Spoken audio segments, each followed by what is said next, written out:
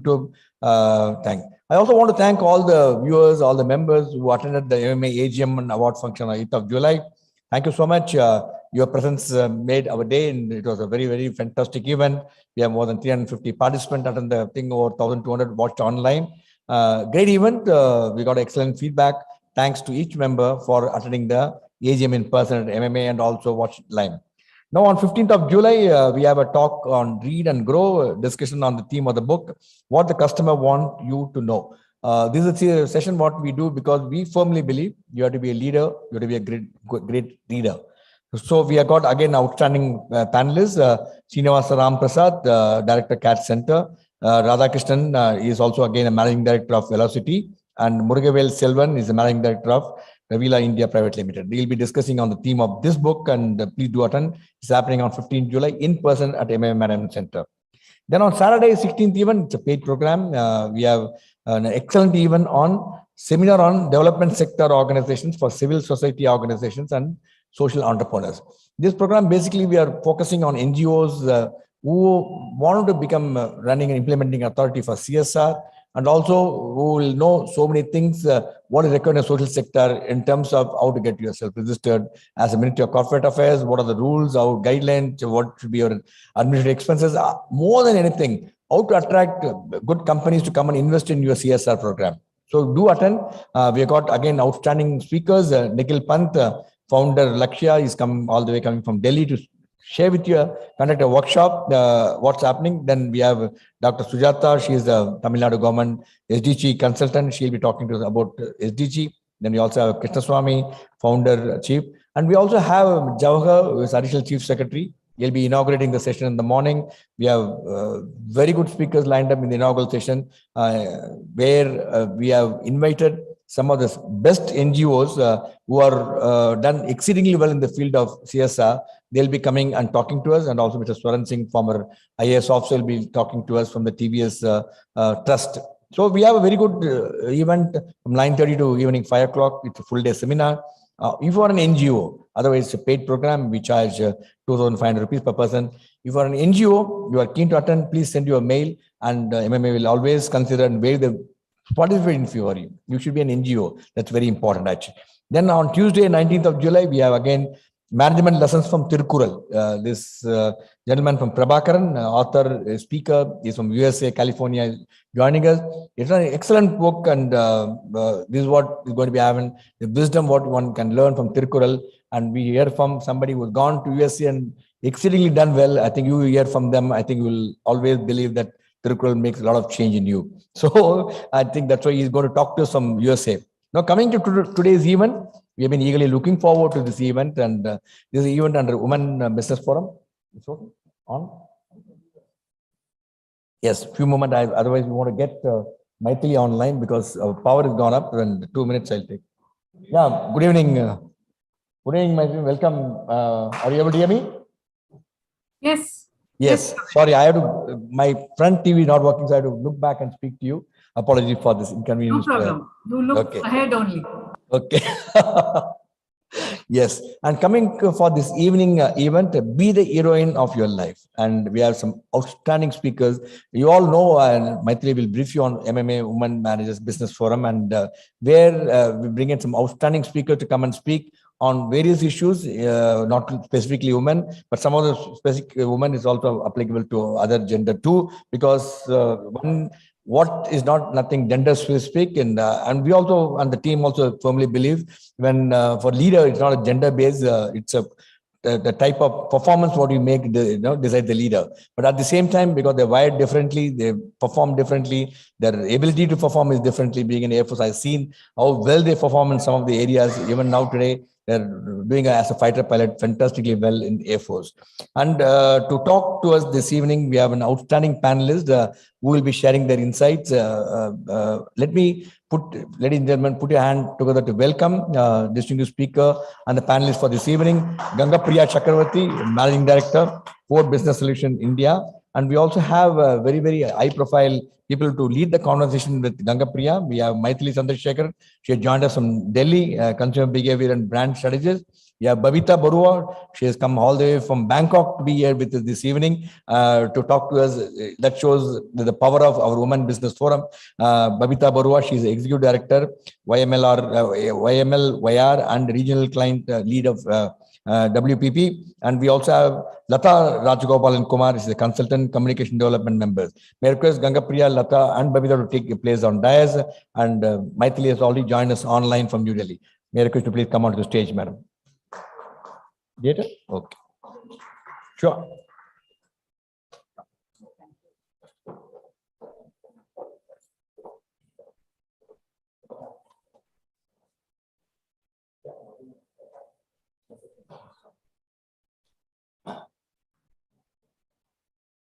Yes. Hey, and I would.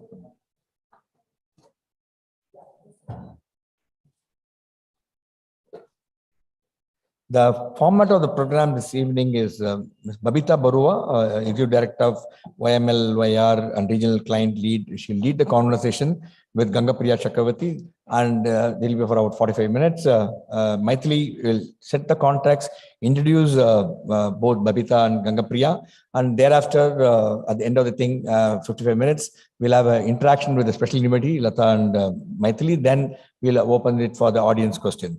Before I call upon Maithyli to deliver the opening remarks and also set the context for this evening, let me briefly introduce Maithyli. Maithyli has got both 35 years of consumer behavior and brand strategy, and she recently retired as Vice President of National Planning Director, J. Walter Thompson, and she's got career highlights of phenomenal. I've been telling you every time.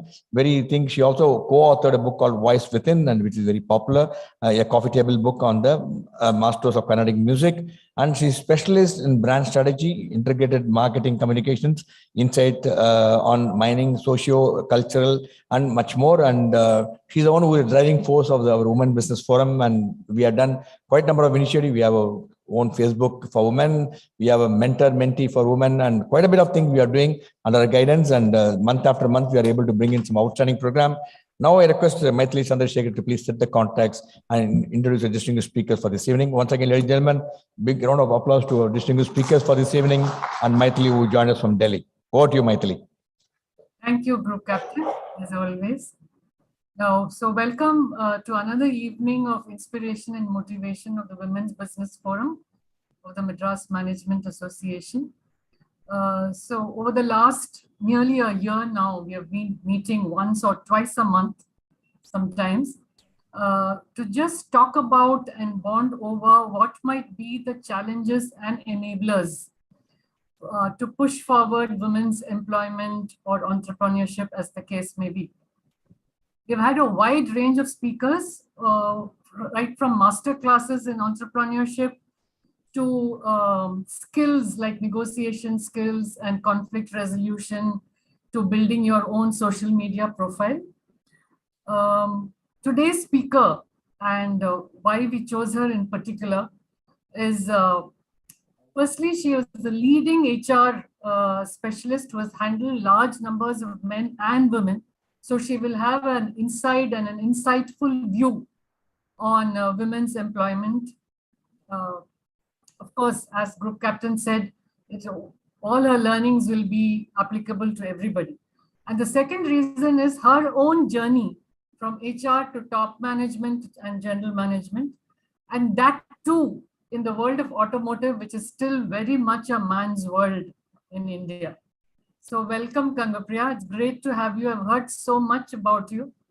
And chatting with Gangapriya and will be Babita Baruah, who you all know well over so many sessions.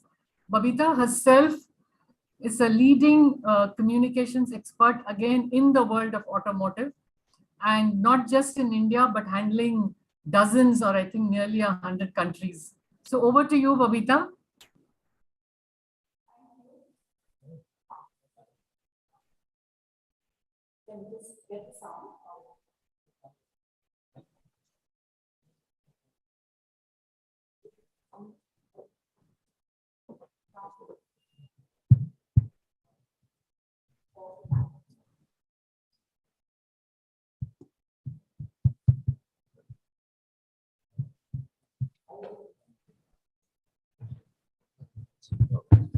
takes a little time for women's voices to be heard sometimes. Yeah.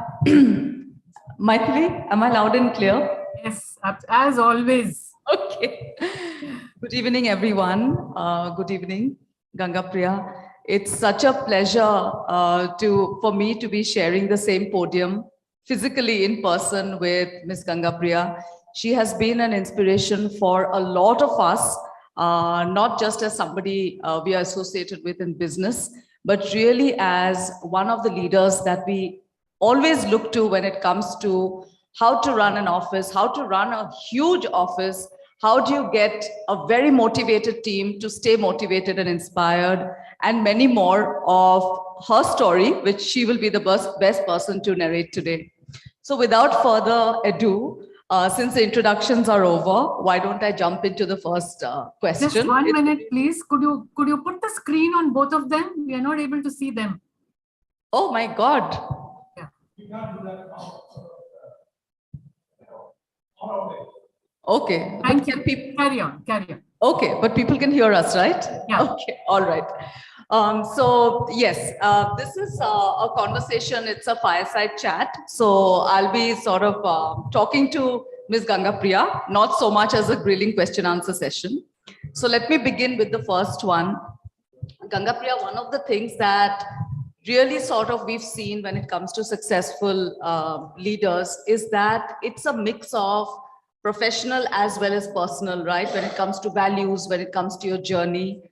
So why don't we start off with a little bit about yourself, right? And your journey and some key milestones that you could share with us. Sure. First of all, I'd like to thank MMA for having me at this session. And I'm just as much as Babita says she's happy to share the podium, I'm very happy to share the podium with Babita and be in the midst of all of you. I just talking about myself, I would consider myself so much a very Chennai person.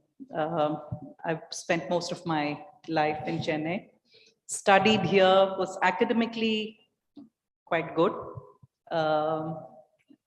finished my schooling, I went to a co-educational school. And I'm saying all this because all of this plays a significant role in, how it has shaped me and how I see things. I went to a co-educational school, and then I went to a girls' college, Women's Christian College, and it was an entirely new and different world.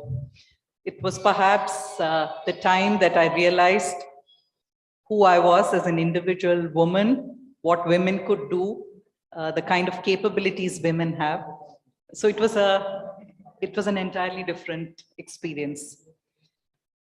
Then I went to the Tata Institute of Social Sciences, where I did my master's in human resources. I would say just being in Bombay and being part of the corporate world, which we got exposed to as part of our curriculum, I think it gave me a very strong work ethic. Bombay is a place where you need to work if you want to know what it is like to be a good professional. That's my belief. So that was a great opportunity. And then, I taught my Tata Institute course, but I was perhaps the last one to be placed. It was quite heartbreaking in many ways. But, the world plays in many ways, so we just need to take the best out of it. I got a job with the Murugappa group that was in Chennai. So I had the opportunity to come back here, work with the Murugappa group, who were very, very bold in those days to put somebody like me, a woman in particular, in an industrial relations role. I was sent to a factory that they had in Ranipet, and I was asked to work there for the initial part of my career. Then they moved me to the head office, and I spent a good amount of time there again working with, what we in those days used to call our staff categories and unionized workmen. Gave me a great exposure to people working in organizations at a grassroots level, and just understanding who they are, what they do, what their aspirations are. And that was really the grounding that I got in my professional life.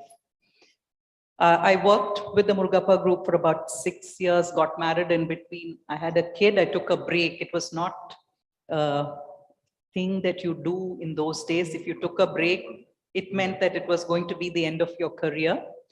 But somewhere along the line, it also meant that, you know, when you went back to the workplace, people were not going to take you too seriously. And I'm talking about 30 years ago. Now, if you take a break, I think people pat you on the back because, you know, you've sort of tried to understand yourself, or you've found meaning and things like that. So it's a totally different paradigm. I realized somewhere along the line, as I took the break when I had my son, that staying at home was just not for me. I needed to be in the workplace. So I got back into an organization, a consulting one this time. And I stayed there for the next about 13 years. This was Mercer Consulting, where again, I felt that after 13 years there, it was consuming me, as it was giving me the identity, but it was also taking away a lot from me as who I was as an individual. So I decided again to take a break. And that was also the time that my son was going to class 10. So, you know, it also helped me to deal with some guilt. I took a break, was with him for some time. But soon enough, I realized again that not working was just not for me. And then I got this opportunity at Ford. And I've been at Ford now for over 10 years. And I must say that every part of my professional journey has been very special. Lots that I have learned, lots that I've gained. There have been very different aspects that it has added to my personality and my being. Yeah, and I feel ever grateful for the kind of opportunity that I had. So I live in Chennai now. My husband is a consultant and academician, and I have a 26-year-old son who I think is the person I learned the most from. How beautiful is that? And as you would have realized, right, in this journey, and I'll just pick on some points, right? It started off with the whole boldness of perhaps moving to another city and getting into an institute, which a lot of people, especially women, don't easily do, perhaps even now to an extent. Then a fascinating story of disappointment, right? Where you are a topper and you don't get the break you think you deserve, and perhaps due to external factors as well as you know, what you don't understand sometimes, right? And the thing that you said is never to lose hope, because there's always something good that's going to come out of it. That's very, very, very relevant for all our journeys today, I think. And finally, of course, your, you know, how you progressed, the breaks in between. You are so right. When as a woman, when you take a break, earlier, it was almost like, you know, it's the Giving end, up. but today it's very different. Very different. So this brings me to... And I just want to, I think you've summarized it very well. And I just want to bring a couple of things to, you know, my parents have been my biggest allies. Right. Sending somebody from Chennai to Bombay in those days is not an act of boldness for me. I think it was an act of boldness for my parents. True. Yeah, so I think I would say my parents have been my biggest allies. The second thing is, for a person who has constantly topped the class, I thought that hard knock of not getting a job was very important, because you can't have everything come your way. You take success for granted. So I thought it taught me a lot of very, very important lessons. So that was my key takeaway from that. And the last, of course, that, you know, sometimes you need to take that break to just pause and reflect where you're going, what you want to do, and then take a course correction if required. So true. You know, without the support of people who we count on, I think a lot of our journeys are incomplete. Absolutely. So this brings me to the second question, right, which is more on currently your journey and perhaps what you're also doing now, which is specifically on women in the workplace. Gangapriya, we would love to hear your views on women and women leaders, and what do they contribute, the value that not they, we actually bring to the table? Yeah, so, it's a question that we often think we need to sort of really justify or explain. To me, this question is about why we need to have a very diverse workforce or a very diverse team. More than anything else, I would say that, if we have a team or if we have a organization that has people that are all alike, how would that team really think? How would they work on solutions? How unified would be their thought? And contrast that to what different kinds of people bring to the table when they form part of the team. And it is in that, through that lens that I would look at women as well. I think each individual brings something unique and different. And women as a group perhaps bring something very different. I am quite hesitant to generalize, but there is a sort of softness that women bring. They're able to look at aspects that may not necessarily be conventional corporate kind of approach. They bring a point of view that can sometimes be more underlying than what is obvious and on your face. Many of them, I think, are good listeners. They bring huge lot of skill sets. In fact, one of the things I love telling women is that if you can manage a home, you can manage a job. It's so much simpler managing a job. Because if you can manage a home and a family where you have to deal with individual expectations, conflicting priorities, multiple stakeholders who may not necessarily be aligned on anything, working with limited resources. These are all the things that you expect out of any person in a workplace. So if you do it so well at home and you manage very well, and many times you're the leader in the house, why would you not do the same when you're at work? Yeah, I think women tend to underestimate their capabilities. And that, I believe, is the little edge that they bring to the workplace. These are things that you expect of anybody in the workplace. They already do it. They have experience of doing it, and they do it with tact, and they do it with great resilience, and they do it with huge patience many times. Again, I'm very, very hesitant to generalize. Yeah, but I think they bring all of those to the organization. And, many times I notice that the paradigms of what work in an organization are defined by how it has been from a male lens. And this addition of the woman's perspective adds a totally different perspective to what and how work can be done in an organization. So that, I think, is what women bring to the table. Having said that, I think everybody brings something which is very unique. And that is something that we should not lose track of. Absolutely. I mean, while this is about, it's a women's forum, so we are skewing some of the questions to women. But I think it's absolutely right. I mean, without everyone contributing together, you cannot have productivity and organizations. But what you say is interesting, and I feel it as a woman, right? You said there's so much of managing that we do at home. Yes. And I keep saying, right, that even if there's a support system at home, you do get the call when your child comes back from school, there's something that happened or there's something that needs to be done. Absolutely. And you can't get away from that. So my question to you is, Gangapriya, do you think, therefore, that adds an additional stress, or does it help us gear better, in your view and experience? If there isn't anybody to help you, you don't have the ecosystem at home to support. And again, I think it's very, very important. And I would say that women also hesitate to use it. Both are realities. I think it's very important to have that ecosystem in place. Having said that, I think the expectation is that the woman does most of the heavy lifting as far as the house and family are concerned. Times are changing.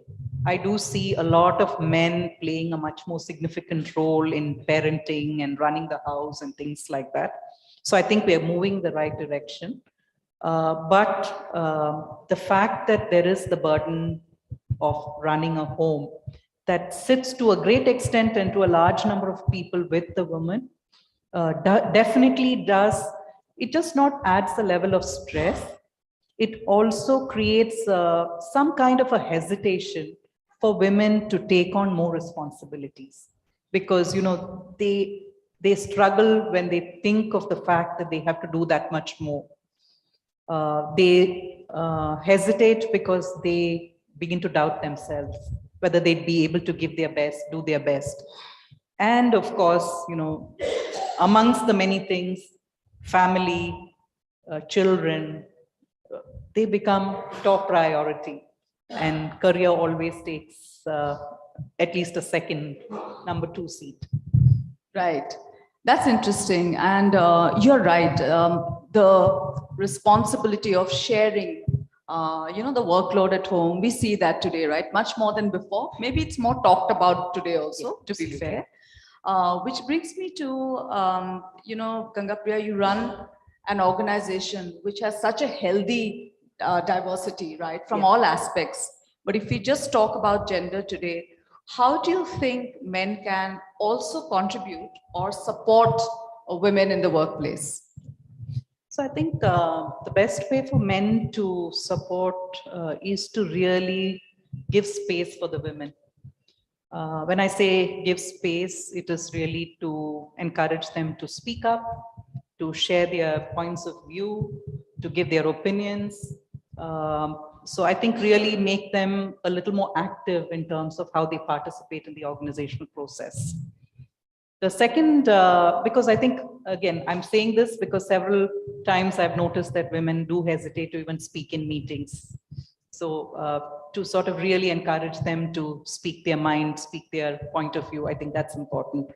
The second thing is, as men can also provide visibility to women, to the larger organization, giving them opportunities to presenting them to leaders, showcasing the work that women are doing. I think this is a very important aspect, because left to themselves, many women hesitate to talk about the work that they do. I've heard several of my colleagues say, work will speak for itself. Several of my colleagues, I don't need to advertise. I don't need to talk about my work. My work will speak for itself. But that may not always be the case. You do need that little projection within the organization, because if you tend to sort of take a back seat, there will be hundreds of others who will sort of want to present themselves and can show up much better. That is the second thing that I would think men can do. The third, I would say, is to make sure that they consider women equally when it comes to opportunities. I'll just give you an example, and often talked about example. When you have jobs where people have to travel, most of the time people decide themselves, oh, she's a woman, she won't be able to travel. I mean, it may not be the case. Women can also make their own arrangements and take on travel.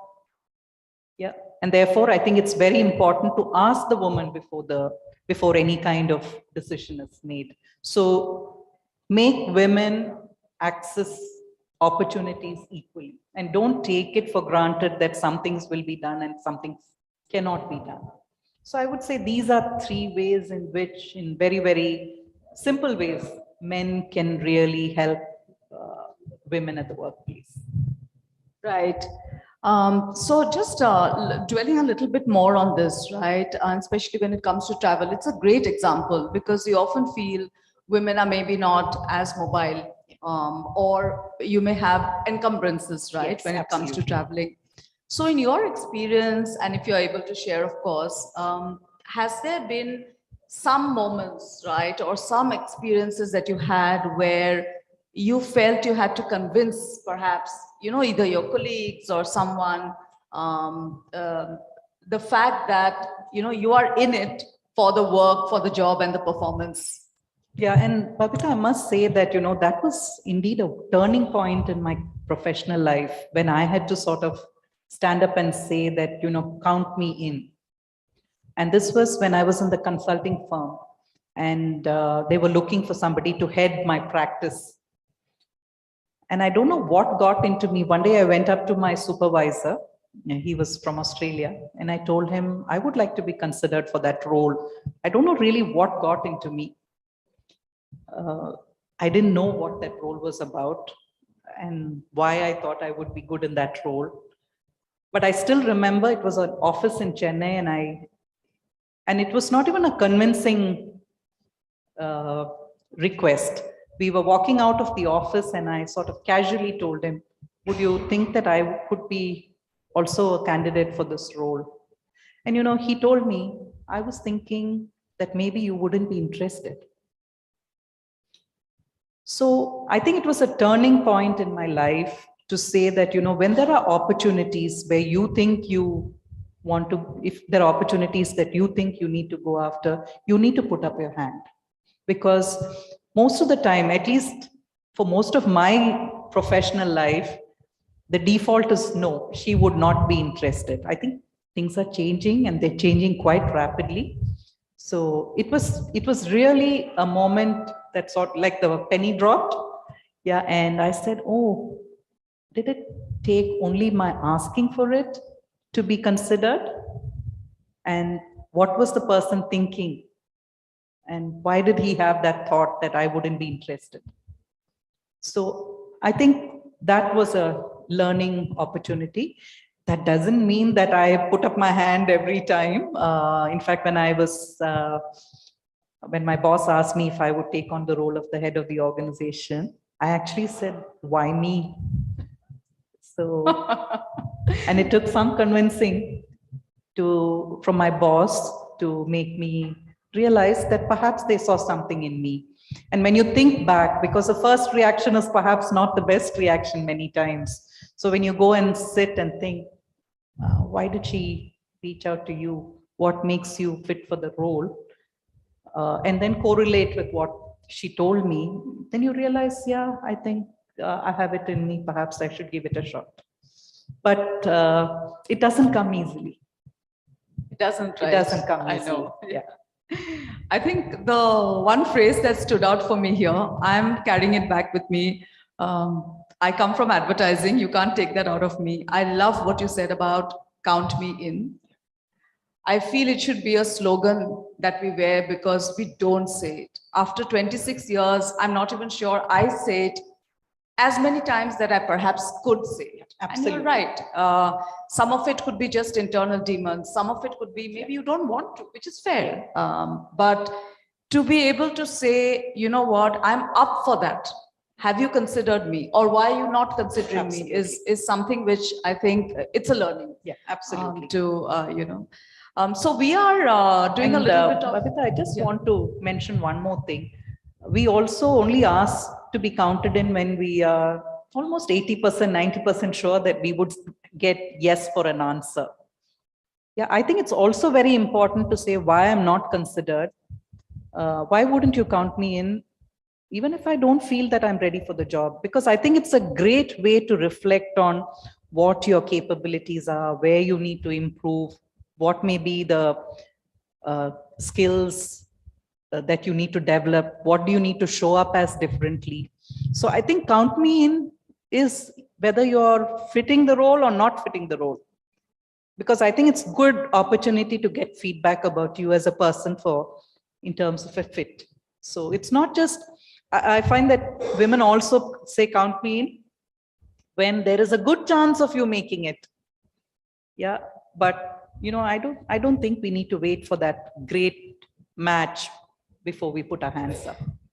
Right. I was going to ask you something on organizations, and I'll come to that because this is an important point, right, Gangapriya? And in your experience, again, how do you think we can encourage, and especially women leaders as you, to help women overcome this hesitation to ask for things or ask for feedback perhaps at times? Is it because of a sense of, I don't want to hear comments which are not what I would like to hear? Or is it just that you feel hesitant about making your voice heard? Yeah, I think women generally hesitate to ask for help. I mean, I've noticed that, they like to somehow come across as super women. I've done it, I've been there, I can manage it. We need to overcompensate for a lot of things that we perceive, rightly or wrongly, for our place in the organization. I think we overcompensate heavily as women, because that is one. The second thing is that, when we ask for help, it's almost like it's failure for us. I'm not able to do something. I don't have a capability. Yeah, I'm not really good enough, and therefore I need help. On the contrary, it's really to say that, there is so much I can manage, but for me to manage the others, I definitely could do with some help. And asking for help is something that, again, I would say women should definitely do much more of. Whether it is help from the organization, if it is from your neighbor, if it is from your parents, if it is from your kid, I think please shamelessly ask for help. People are waiting to help. I don't think people are not willing to help. We don't ask the neighbor, can I leave my child for a few hours in your place while I finish something? We hesitate so much to ask. I must say that, every time I had a meeting and I couldn't manage it, I would ask my husband, can you help? Or I would ask my parents if they could sort of step in. I think these are things that, fortunately, we are in a culture where we can make use of all of this. I have used grand aunts. I've used all kinds of people, because they're all ready to help. We just need to ask. And what do you need? You just need to leave your kid in a safe place. That's all. You're not asking them to do anything major. So I think I would say, after saying count me in, the next thing is ask for help. It's very important, and shamelessly ask for it. Some people will say no, that's fine, but there'll be lots of people who will be willing to help. So after count me in, it's ask for help. Yeah. Beautiful. So now just talking about recruitment or talent, do you have a problem in sourcing women for jobs that are in tech, that are in perhaps automobile as a category? Do we slot ourselves still in skills that we are comfortable in, or are we moving out of our comfort zones as women? Yeah.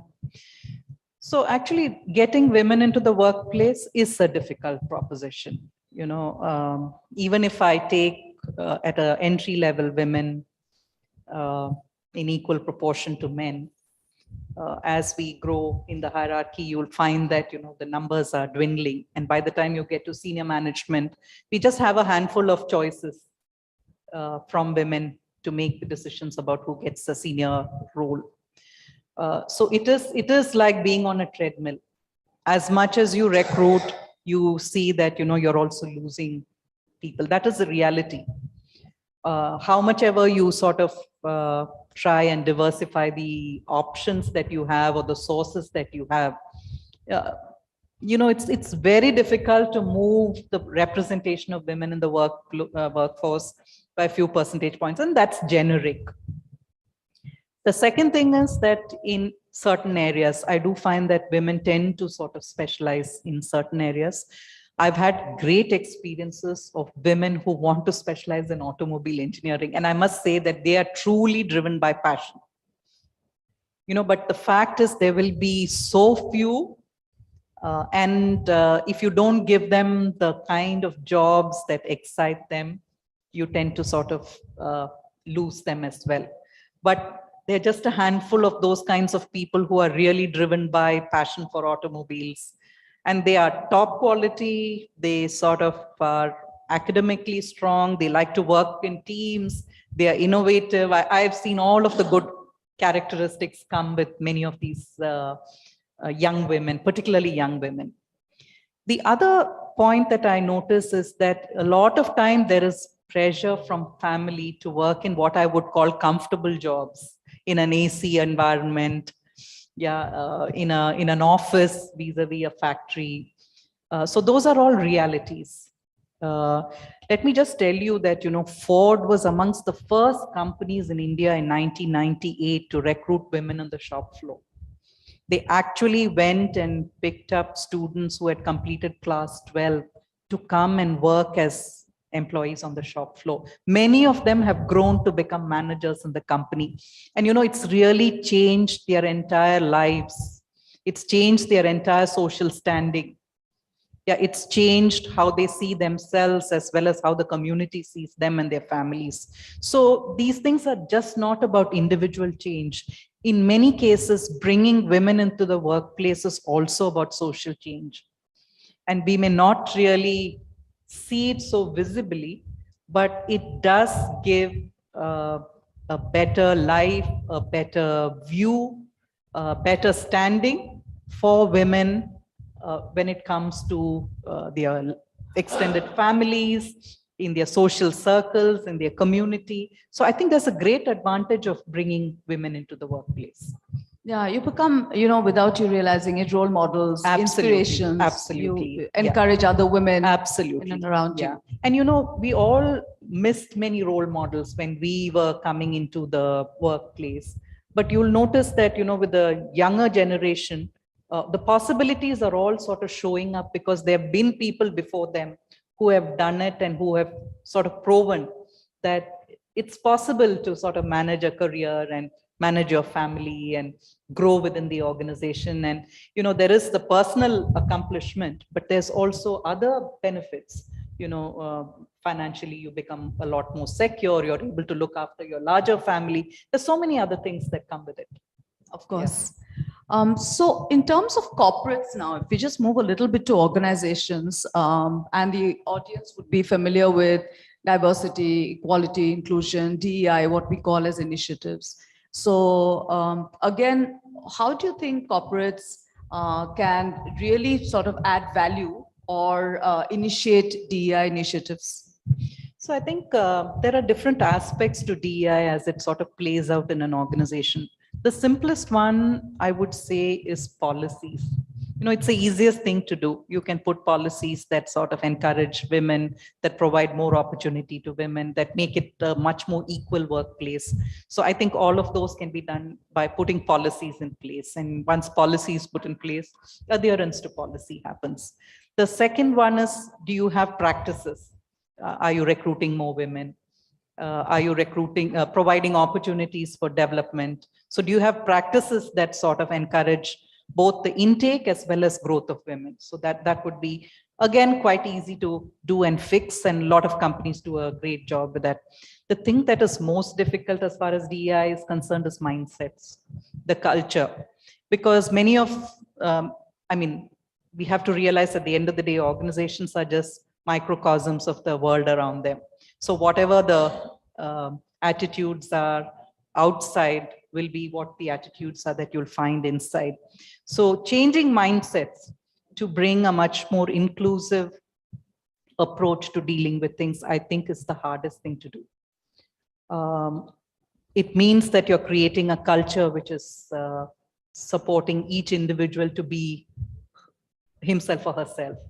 And that, I think, is the most difficult aspect. That's where I would say companies like us struggle. We sometimes have a good culture that sort of enables a change in mindset. But, many times you're trying to erase generations of thinking when you're talking about mindset change. So that's not going to be that easily done. Having said that, I think companies like Ford, and I think we are in many ways privileged in that sense. I always say that, getting inside Ford means that you get inside some kind of a bubble where you can be somebody else, where you can, like, for us, following a rule is non-negotiable. If you have a policy, if you have a code of conduct, the consequences of not complying are very severe. So everybody learns to follow that. So the world is very different outside, where you can break rules and all of that in our kind of environment. So it makes it a little easier for companies like us to create that. So within the company, within the four walls of the organization, this is acceptable, this is not acceptable. We can make that very clear. And that to some extent helps, but mindset is mindset. It's not something that can be just turned on and off. So that I would say from a DI perspective is the most difficult aspect to change. Right. True, completely. And I feel in today's, and we say millennials and the Gen Z who's just getting into first jobbers, there's a lot of reading up, research, which is done in organizations. And I would imagine that this would be one of the factors at least. And I would add one thing. I find that the younger generation, they are much more open to the idea of inclusion. They are much more open to the idea of privilege. They are much more open to the idea of experiences. So I think there's a lot of conversation that happens amongst young people that makes them question some of the things that they have been taught as children in the homes or as students in schools. So I'm quite hopeful that, that generational shift is going to sort of accelerate the mindset change in organizations. If I look at Ford itself, if you look at all our employee resource groups, wherever we have young people who are taking the lead to do things, the change seems to be a lot quicker. I don't know if it is sustainable change, but it's definitely quicker change. Great. What we'll do is, I have so many questions actually, but I'm also conscious of time. So I do have a question again on your journey, a bit of personal. We'll do a little bit of rapid fire where I will put you in a spot, hopefully, and then we'll hand over for question answers. So let me get back to just and it's professional, personal, both. If you had to live your life a little differently, would there be anything you would do differently? Perhaps not, Babita. No. No, I don't think I would want to do anything differently. Yeah, I think I've been quite fortunate. I've been quite privileged in many ways. Yeah, so I think I would pretty much keep it that way. Okay, I'll just rephrase it a little from the professional thing. Is there anything you would have liked to change? Yeah, I wish I had a mentor a little early on in my career. It would have really made a difference to me. I had colleagues who were very well-meaning, but not somebody who I could call as a mentor. And I also felt the need for a female mentor in particular, because the mindset which a female mentor brings could be very different. Even the experiences could be very different. I feel I could have been helped. Like for instance, I think many things, we are I'm very hesitant to ask for things. I need this support, I need this benefit. I wish I had asked more. I could have made my life a lot easier. But I struggled quite a bit without asking for that kind of help. So I wish I had a mentor who early on in my career could have really helped me and sort of held my hand and told me this is a better way to do things, or there is another way to do things. So I think that would have been the major change that I would have liked. Right. We do get a lot of questions on mentoring, and I'm so glad you brought it up. And I would like to spend a couple of minutes on this. How would you advise, everyone out here who's in our audience, if you seek a mentor, what is the right way to then go about it? Yeah. So, actually these days people are quite accessible. I find so many people sending me messages, say for instance on LinkedIn, asking for, whether they want to, saying that they want to connect. Of course, you sometimes are also wary of connecting with people on social media. But the fact is that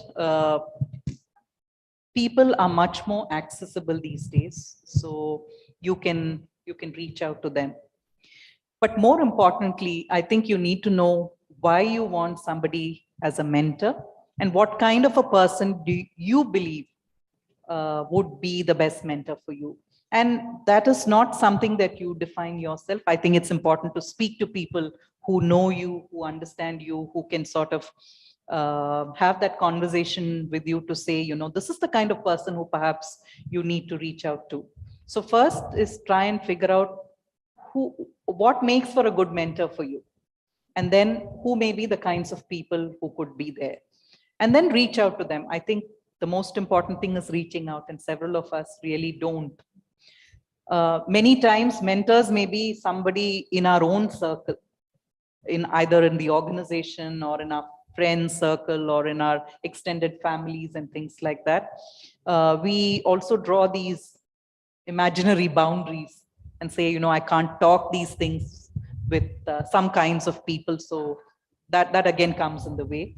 But I think you don't have to look for a CEO all the time or a head of an organization. Somebody who has been there, done that, slightly senior to you, who's accessible, can sometimes be a very good mentor, because sometimes your requirements are just about what do I do next, or what are the next 3 things that I need to do. So I think sometimes aiming too high to get that mentor may not necessarily get you what you want. So that is the second thing. You be clear about what you want in a mentor. The third is that when you network, and now we have many ways of networking, an event like this, you know, it's a great platform for networking. And I think participating in networks like this, and I know women hate to network. I mean, it's an extra few hours taken away from their schedule. But coming to events like this will give you access to people.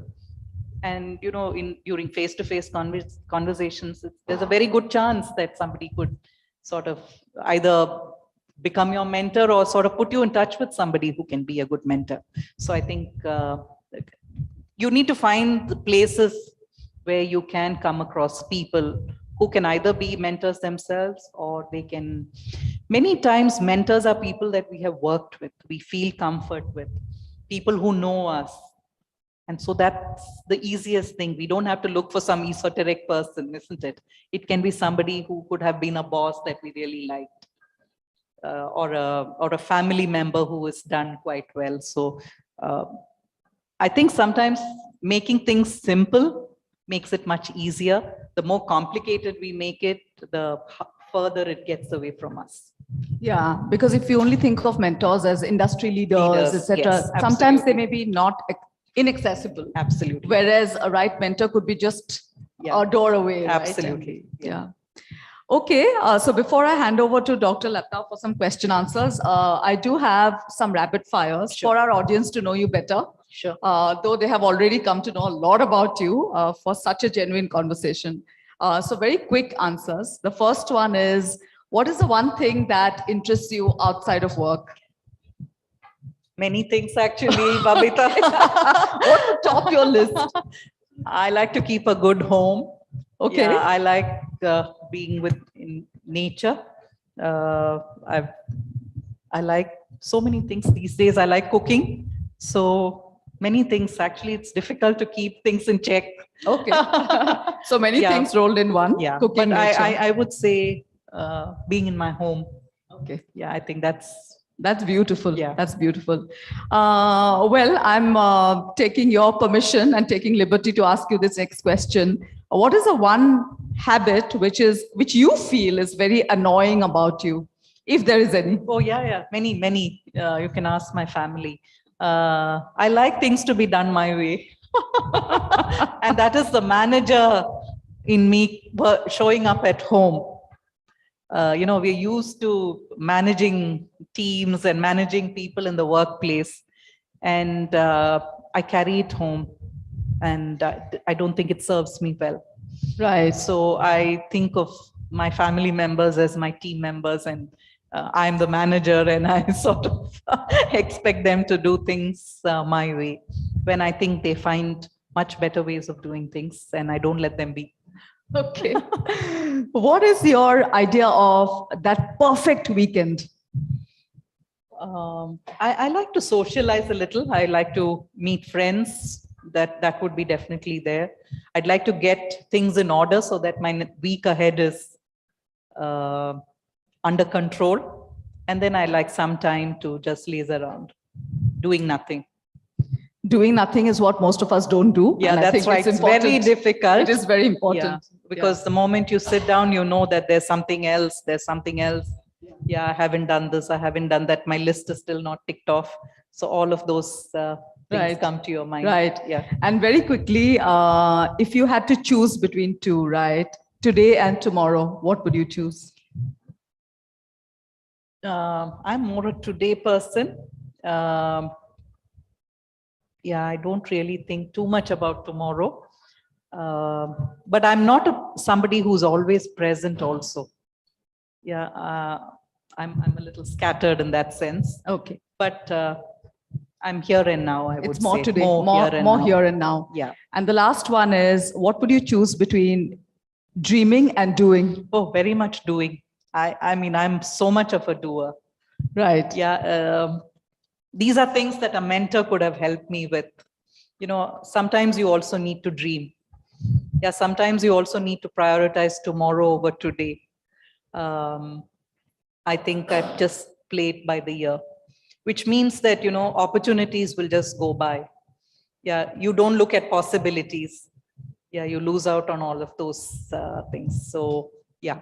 That's the way I am. Beautiful. I've so enjoyed this, Gangapriya. Thank you so much. And Dr. lovely talking Lata, to you. no, thank you. Dr. Lata, may I invite you to just start off the Q&A session? If you can just take that. Thank you. Thank you. That was really very interesting, very useful, and the informality added to the interest value. I love the way it was done as well. And as I just saw the, you know, as I went through your journey along with you, the first thing that occurred to me was, we are not from the digital generation. We are, you know, here and now in-person people. Internet was a later, you know, revolution. For us, a career meant you had to be at work. You had to work all day. You had to make sacrifices and choices. And you had to climb the ladder along with other people competitively. And today's generation is different because they work from home. They work on their own terms. I see very young people making, I was listening to my daughter's friends, you know, talking to potential internship employers, and the kind of demands they make and the kind of expectations they have, it kind of surprised me that at a young age, they could call the shots. In this scenario, do you foresee that in the near future, the corporate world might find it difficult to have people who will commit to a career like the way you have done? No, actually, it's a very important question, and one that corporates should think about, and think about on an urgent basis. I think pandemic to a great extent has made people really think about why they are here and what their purpose is and what kinds of jobs would really suit them, and, you know, finding purpose through the work that they do and having the balance between work and life. So these have all been things people have been thinking about, particularly young people. Yeah, so if organizations don't really redesign jobs that will enable people to find larger purpose and meet their aspirations, I think we stand to sort of really not catch the imagination of young people. I see the same with my son. It's extremely difficult. I mean, the expectations are sky high. Work is mundane. Yeah, that is the reality. But yeah, you just can't sort of, there's no match. Right. There's no match. So I think organizations have to really, and especially older organizations like Ford, It's very important for us to reimagine work Correct. so that it's appealing for young people. Right. One more question, because I'm sure there are plenty of questions from everybody here. This is not related to the previous question. I learned today that Ford was one of the first companies that brought women to the shop floor, and was absolutely delighted to hear that. I'm a big advocate of skill-based work, because that's the solution to employment problems. Now, that is still an area which is not explored fully, and not many companies have been like Ford. As an HR professional, not necessarily part of Ford, what would be your recommendation to change this scenario? How would you get more young women to get into the skills sector for employment? No, actually, I think one of the most important things to bring women to the shop floor, if you were referring to that, is to create an enabling environment, which means that, the infrastructure needs to be there. Many times factories don't have even toilets for women. So because they're not built for women employees. So we need to make sure that that is available. We have found daycare centers. The moment you have that, it's a great enabler. Transportation becomes a great enabler. Of course, skill development becomes, and we also find that when we have women in the workplace, on the shop floor, the behavior of men also improve. Because they become a lot more respectful, they become a lot more mindful about how they conduct themselves. So I think it's a great win-win-win for everyone. Absolutely. But most importantly, I would say it's enabling infrastructure, policies, of course. I don't think there will be a dearth of people, girls who may want to come in, because again, I don't know what is the stickiness of people these days. It still remains a big area that I doubt. It is a huge solution to the problem. But it's a huge solution. And we have enough role models who can talk about their own journeys. If you come to Ford, I can show you lots of women who have grown to be managers and senior managers starting from the shop floor. A life that they would have never imagined. And it has changed the entire environment that they live in. Thank you. It was really... Maithyli, would you have any questions? And we can then move to... But I do want to say that every word you said resonated with me so much. And between the two of you, I think this has become for me a quintessential forum event, which has covered like every aspect of what we have been trying to say over the whole year. And I particularly liked what you said about asking. Babita and I had a boss who would always tell us, asking is free. Okay.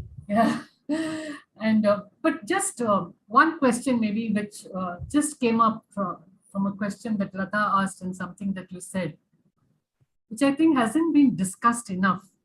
That it's one thing to say, let's bring women in because there's diversity and different perspectives. But this thing that women, having women there could bring out the better in other people and men, I think hasn't been highlighted or brought out or discussed. So I will just leave it on the table. I think that's a wonderful thing to carry forward. Maybe Babita will write about it soon. Thank you. Over to the audience. Yes, Group Captain, what about the online questions, if there are any? Would you like to? Some choices there. Then, be brief, sir. Your name and questions. Address to whom also. Hello, I'm Jayaraman. I'm a freelance trainer and content creator. I would like to ask you a question, Mrs. Gangapriya. We enjoyed your interaction.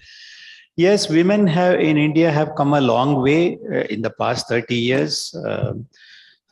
Even recently, I read the news that a lady who joined State Bank of India as a part-time sweeper some 25 or 30 years ago has just been promoted as Assistant General Manager of the bank. And hats off to her grit, determination, and all her leadership qualities. And another Union Bank of India Sir, now your has. question, please, sir. We are already run out of time. Okay. Sorry, your question. My question is, all this be the heroine of your life is for women in the metros and the other centers. What about rural women? I mean, especially in backward states like UP and Bihar, they are still shabbily treated. Do you at all see light at the end of the tunnel for the rural women of India? That's my question. Yeah, actually, you've raised a very important point. All the talk that we are doing is really restricted to a small proportion of women that we come across in the workplace. And it's not at all reflective of the situation of the larger women population. Having said that, I really feel that we've come a long way. In the times when I studied and I was in Women's Christian College, I stayed in the hostel. You hardly found people from the northern part of India coming to study in the college. You go there today, it's a different mix of people that you see. So I think there's a lot more mobility. Technology is enabling a lot more cross-cultural movement, a lot more exposure also that there is. I think corporates find it very difficult. So social change is going to be even more difficult. So I'm not even going there. But there's so much in the media these days. I find the young people a lot more aware of some of these issues, whether they are in urban centers or in rural areas. I follow a lot of young groups and the kind of conversations that they have. And I must say that they are very, very enlightening. And there's a lot for even somebody like me to learn. And I say even somebody like me to learn because, we think that we know many things. But there's a lot about mindset change that you learn from young people. And these are young people coming from different parts of India. So, yeah, I guess the situation is, there's a lot to change. Education definitely would help, yeah. But, I also see some contradictions in our country. And I guess that's the beauty of our country. You take a state like Haryana, on the one hand, you see women really not having the opportunities. But you look at all our sports people, women sports people, many of them come from Haryana. Oh, the best fighter pilots come from Haryana. In fact, a lot of our military, the women in the military, they come from the northern parts of the country. So I think it's we can't really draw a line and say north and south. Yeah, it sort of plays up in different ways. Yeah, they do extremely well in agriculture. Thank you so much. Yeah, one last question from the audience here.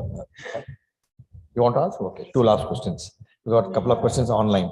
We heard that in spite of rules and regulations in an organization, we heard that in spite of the rules and regulations, the women are yet to be encouraged and they have to be lifted up from their inertia, hesitancy, so that there is a need for the top organizational leader to help them to come out of that inertia and to help them to be more, what we can say, brave to ask for the dues. Please suppose a situation where the top manager is a woman. Does it make any impact on the attitude of the men? That is, the men hesitate to ask for their dues because there is a leader at the top who is a woman. And she is naturally biased. That is number one question. Sir, please. Okay. We are already last time question. This is the other part of the same question. Whether the top leader who is a woman is in her enthusiasm to help the leaders ignore the rights of the men. Okay, good. Oh no, I can talk about it from my own experience. I'm assuming that people who are part of my team and most of my leadership team, they're all men. I think there's just one lady who's part of my leadership group. and they all ask me what they want to ask me. I don't think, and that's one thing perhaps women bring to the table. They make it easier for people to make requests of you. Yeah, so that I think that is quite easily done from my experience, and I'm sort of hoping that I'm not wrong. And I'm very clear that my role is not just to promote women.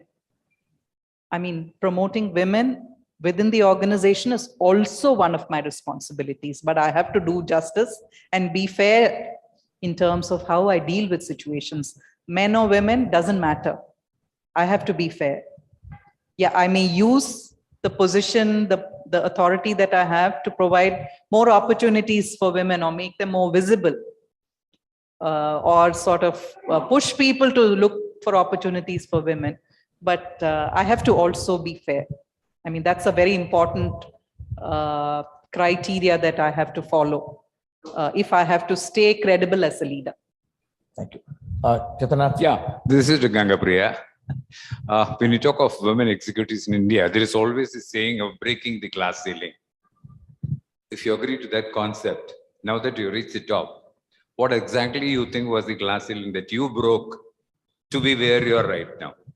I think it's a very good question. For me, the glass ceiling was really to move into a general management role. You know, I thought that head of the function, I mean, as I grew within the organization, I realized that that is something attainable. But I would say this was something that I didn't expect for myself. I didn't feel confident to be able to deliver. It was not even in my dreams, I would say. I mean, that's not even in my list of possibilities. It was not even in my list of possibilities. And why? Don't ask me, because that's my limiting belief. It's a self-limiting belief. And I would say that is my glass ceiling. Thank you, madam. We have over 480 people are watching, and number of questions come. I pick up 1 or 2 questions before we close. Here's a question from Mr. Ramanathan from Chennai. His question is, being the head of a Ford business solution with a strong workforce of 8,000 plus, what's one single more challenging situation you face as head and being a woman leader of this organization? So I think if I go recency effect, I would say the pandemic and dealing with the entire situation as it unfolded. You know, from we had to turn work from home overnight.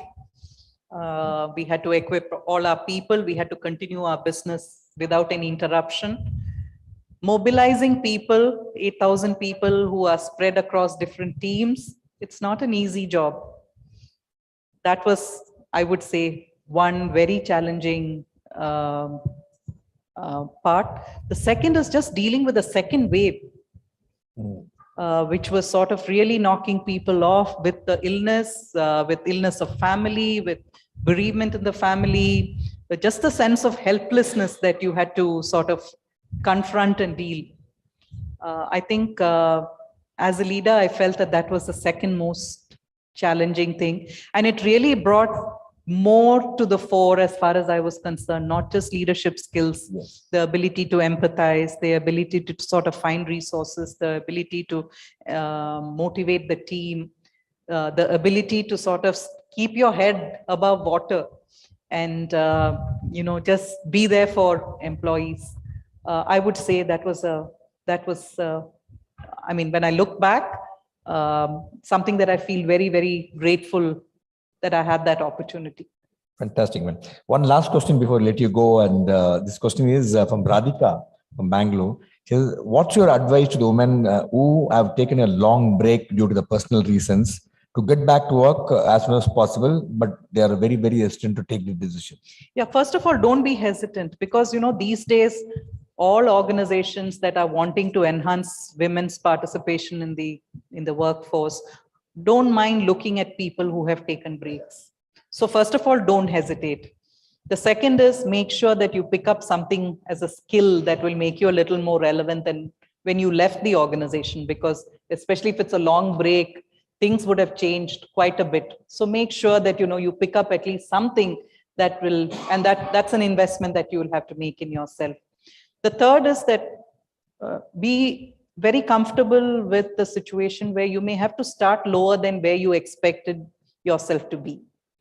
But I think growth can be much faster once you start in a lower place. I mean, you will find yourself with younger people, which can be quite uncomfortable. You can find yourself in the midst of people who are far more accomplished in terms of skill sets than you are. And you may be perhaps the oldest person in the team, struggling with some simple things. But that's all right. I think you have I can tell from my own experience. I took my first break. It was for 2.5 years. I got into an organization which was extremely young. Yeah, and everything was so new and different for me. But I also kept my eyes and ears open. So I learned a lot from young people. I shamelessly learned from a lot of young people. And I realized that that was perhaps the best thing that happened to me, that you can learn from anybody. Yeah, so I think just be open to the idea of learning from anybody and anything that's around you, and be very clear you want to come back to work. You can't hesitate. You can't just sort of put 1 foot in and 2 steps behind.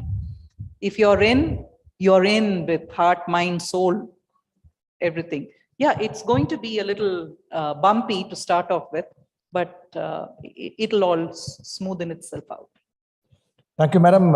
Fascinating evening. You are be the heroine of your life.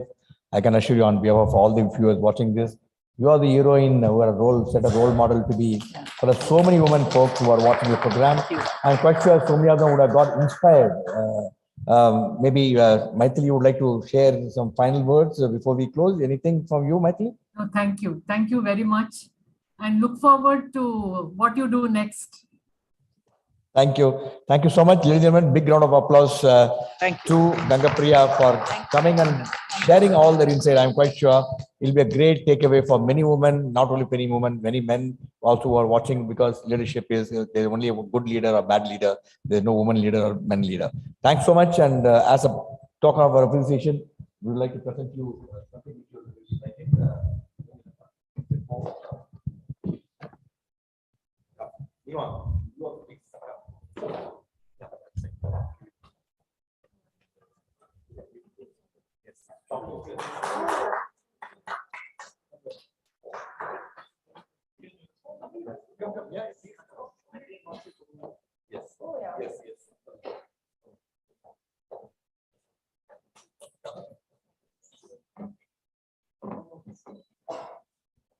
Now we also want to give you some more. This is a complicated book. It's a Victorian story of all of them.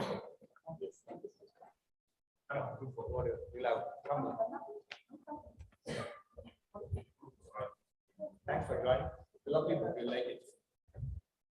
It's the story of Babita Baruah.